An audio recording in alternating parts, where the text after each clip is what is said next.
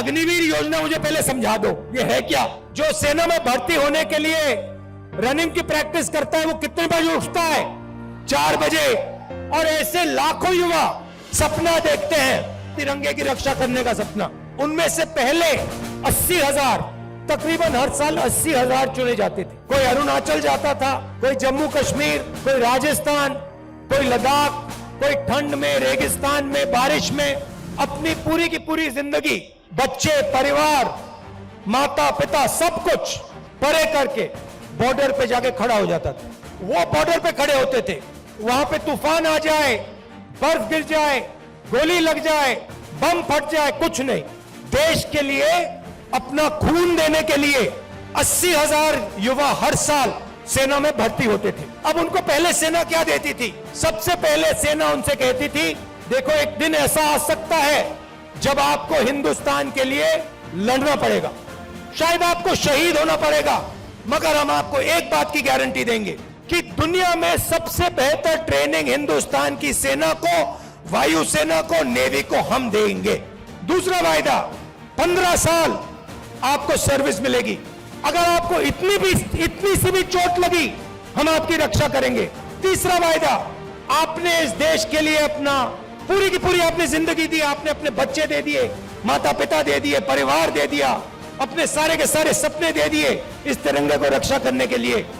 ठीक है, हम आपको पेंशन देंगे। जब आप गांव में वापस जाओगे तो हम आपको एक्स सर्विसमैन कह के हम आपको गांव भेजेंगे कि आपको वहां पे, चाहे आप शहर में रहो, चाहे आप गांव में रहो, जब हिंदुस्तान की बाकी जनता आपकी ओर देखे, वो कहे कि इस व्यक्ति ने वो किया जो मैंने नहीं किया, इस व्यक्ति ने अपनी जिंदगी इस देश को दी, अपना खून इस देश को दिया, अपने सपने इस देश को दिए, और इसीलिए मैं इस व्यक्ति का आदर करूंगा, इसका रिस्पेक्ट करूंगा। ये 3 वायदे हिंदुस्तान की सरकार, हिंदुस्तान की जनता अपनी सेना, अपनी वायुसेना और अपनी नेवी के हर व्यक्ति को देती।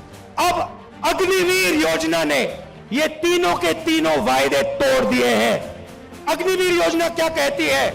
उन्हीं 70,000, उन्हीं लाखों युवाओं से कहती भैया 80,000 तो नहीं लेंगे, 40,000 लेंगे, और वो जो 15 साल की बात थी, वो जो सर्विस की बात थी, उसे भूल जाओ।